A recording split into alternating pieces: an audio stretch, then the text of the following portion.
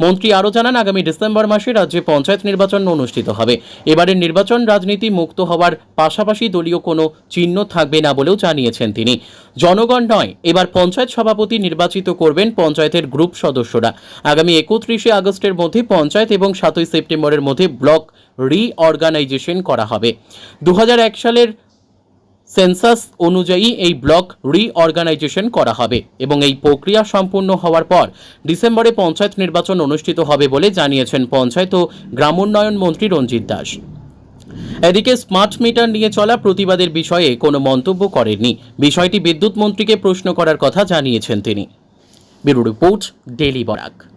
কাৰণে আমি পুনৰ্গঠনৰ কাম আমি চৰকাৰে কৰি আছে। ডিচিবিলাকক আমি দায়িত্ব দিছোঁ আৰু তাতে চিঅ' আছে, তাতে মেম্বাৰ ছেক্ৰেটাৰী আৰু মেম্বাৰ হিচাপে আছে ইলেকশ্যন অফিচাৰ। তেওঁলোকে উইদিন 30 আগষ্টৰ ভিতৰত তেওঁলোকে পঞ্চায়ত ৰিঅৰ্গেনাইজ কৰিব আৰু পঞ্চায়ত ৰিঅৰ্গেনাইজ কৰাৰ পিছত 7 ছেপ্টেম্বৰৰ ভিতৰত ব্লক ৰিঅৰ্গেনাইজ হ'ব। এতিয়া উইদিন দ্য কনষ্টিটুৱেঞ্চি ব্লক থাকিব বা উইদিন দ্য কনষ্টিটুৱেঞ্চি পঞ্চায়ত থাকিব। আগতে কি আছিলে, এটা পঞ্চায়তৰ এটা পাৰ্ট বেলেগত আছিলে, এটা ব্লকৰ এটা পাৰ্ট আছিলে অন্য সমষ্টিত। বদৰপুৰ হেন ঠাইত আছিলে কি তিনিটা ব্লকৰ তেওঁলোকৰ সংযুক্ত এলেকা আছিলে। এতিয়া উইদিন দ্য ব্লক হ'ব। নাম্বাৰ অফ ব্লক আমাৰ নাবাঢ়ে, নাম্বাৰ অফ পঞ্চায়তটো নাবাঢ়ে, এজ ইট ইজ থাকিব। আৰু সেইকাৰণে আমি এটা ফৰ্মুলা দিছোঁ যে যিহেতু 2001 চনৰ আধাৰত দিল্লী মিছন হৈছিলে আমাৰ বিধানসভা, সেইকাৰণে আমি পঞ্চায়তৰ ক্ষেত্ৰত আমি কৈছোঁ যে বেছ এপটো হ'ব লাগে 2001 চন হ'ব লাগে আৰু 2001 চনৰ চেঞ্চাছ ভিলেজৰ আধাৰত কাছাৰত যিমান পপুলেশ্যন থাকিব divided by the number of panchayat. যদি ধৰক 60টা যদি পঞ্চায়ত আছে, ইয়াতে যদি 6 লাখ যদি হয়, যদি 6 লাখটোক ডিভাইড কৰিব 60ৰে ডিভাইড কৰিব আৰু তেনেকুৱা পপুলেশ্যনটো ভগাই লোৱাৰ কথা আমি। আৰু এইটো কৰাৰ পিছত 7 ছেপ্টেম্বৰত ব্লক ৰিঅৰ্গেনাইজ হ'ব। তাৰপিছত 7ৰ পৰা 17 তাৰিখলৈ কাৰোবাৰ যদি ক্লেইম এণ্ড অবজেকশ্যন থাকে এইবাৰ নিষ্পত্তি কৰা হ'ব আৰু 18 তাৰিখে আমাৰ নটিফিকেশ্যন ওলাব আৰু ওলোৱাৰ পিছত আমি ষ্টেট ইলেকশ্যন কমিশ্যনক আমি জমা দিম। আমি আশা ৰাখিছোঁ ডিচেম্বৰত প্ৰথম ফৰ্টনাইটৰ ভিতৰত নিৰ্বাচনটো অনুষ্ঠিত কৰাৰ কাৰণে আমি সিদ্ধান্ত লৈছোঁ। আৰু এইবাৰ নিৰ্বাচনটো এটা ভাল নিৰ্বাচন হ'বলৈ গৈ আছে, যে ৰাজনীতি মুক্ত, চিম্বল নাথাকে, পলিটিক্স মুক্ত পঞ্চায়ত গঠন কৰাৰ কাৰণে গৈ আছোঁ।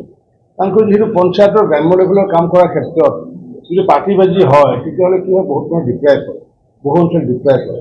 সেইকাৰণে পলিটিক্স ফ্ৰী পঞ্চায়ত কৰাৰ কাৰণে আমি গৈ আছোঁ, যাৰ কাৰণে ৱাৰ্ড কমিশ্যনাৰ তাতে এমব্লেম নাথাকিব। আৰু যিহেতু তেওঁলোকে চিলেক্ট কৰিব, আগতে পঞ্চায়তৰ প্ৰেচিডেণ্টটো ইলেক্ট কৰিছিলে কি ৰাইজে কৰিছিলে।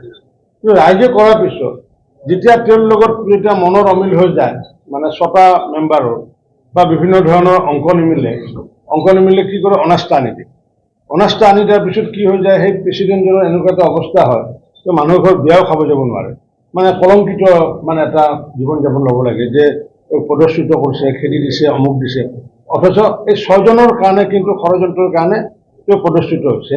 কিন্তু মানুহজনে পৰিচিত হয় কি যে খেদা খোৱা এটা পঞ্চায়তৰ প্ৰেচিডেণ্ট।